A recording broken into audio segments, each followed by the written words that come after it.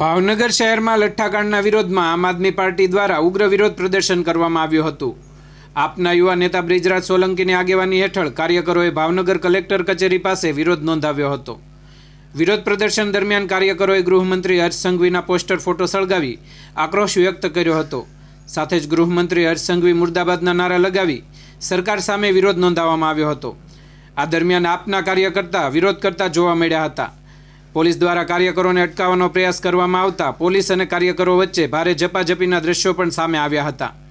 લઠ્ઠાકાંડમાં થયેલા મોત અને સમગ્ર ઘટનાને લઈને સરકારની જવાબદારી નક્કી કરવાની માંગ સાથે આપ દ્વારા ઉગ્ર વિરોધ કરવામાં આવ્યો હતો।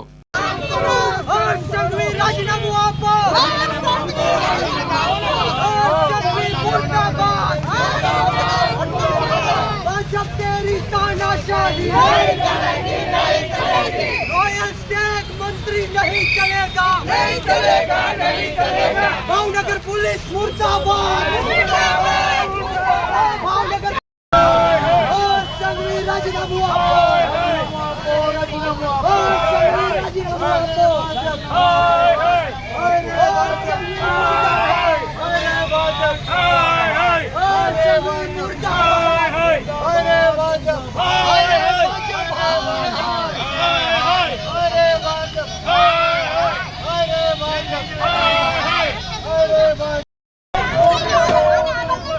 भावनगर पुलिस मुर्दाबाद, मुर्दाबाद, मुर्दाबाद। भावनगर पुलिस मुर्दाबाद, मुर्दाबाद, मुर्दाबाद।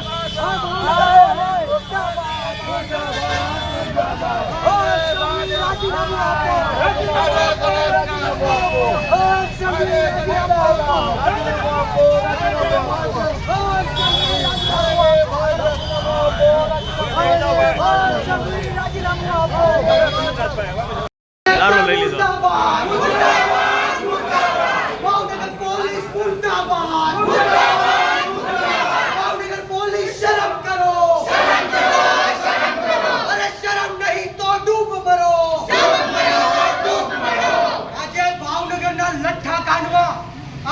સંઘવીના કારણે 10 કરતા પણ વધારે નિર્દોષ યુવાનોએ જીવ પોતાના ગુમાવ્યા છે। ત્યારે હું હર્ષ સંઘવીને કહું છું કે આ તાનાશાહી, આ હિટલરશાહી નહીં ચાલે। સમગ્ર ગુજરાતની અંદર આ લઠ્ઠાકાંડ મામલે વિરોધ પ્રદર્શન થશે અને જે રીતના ભાવનગરની અંદર દેશી દારૂની પોટલીઓ વેચાય છે, રોયલ સ્ટેગની ફેક્ટરીઓ વર્તેજ ખાતે બની રહી છે, હર્ષ સંઘવીએ સર ખાસ કરી વિરોધ માટે શું કહ્યું? આજે ભાવનગર ખાતે આમ આદમી પાર્ટી દ્વારા વિરોધ પ્રદર્શન કર્યું છે। જે રીતના નેક નામદાર પ્રજાવત્સલ્ય રાજવી કૃષ્ણકુમાર સિંહજીની આ પવિત્ર અને સંસ્કારી નગરીને કલંકિત કરવાનું કામ આ ભારતીય જનતા પાર્ટી અને હર્ષ સંઘવી દ્વારા કરવામાં આવ્યું છે। 10 નિર્દોષ હિન્દુ લોકોના જીવ આ ભારતીય જનતા પાર્ટી અને હર્ષ સંઘવીના કારણે લેવામાં આવ્યા છે।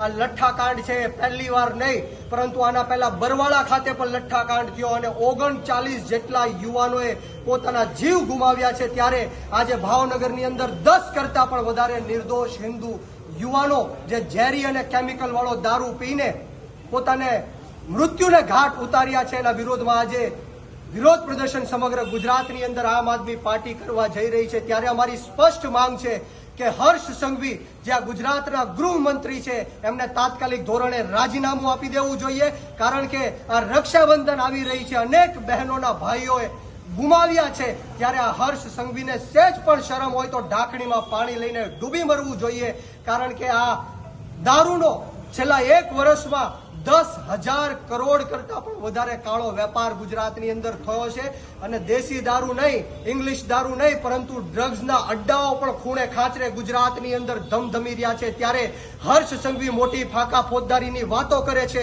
રીલો બનાવે છે કે અમે કોઈ પણ ચમરબંધીને છોડવામાં નહીં આવે।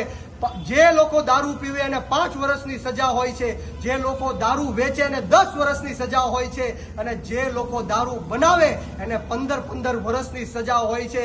આજે હું હર્ષ સંઘવીને ચેલેન્જ આપું છું કે ગુજરાતની જનતા સમક્ષ તમે ડેટા મૂકો કે આજ દિન સુધી તમે કેટલા બુટલેગરોને ફાંસીના માચડા ઉપર ચડાવ્યા છે। ગુજરાત ગાંધી અને સરદારનું ગુજરાત છે અને આ ગાંધી અને સરદારના ગુજરાતમાં અમે દેશી દારૂના અડ્ડાઓ કે ઇંગ્લિશ દારૂ નહીં ચાલવા દઈએ.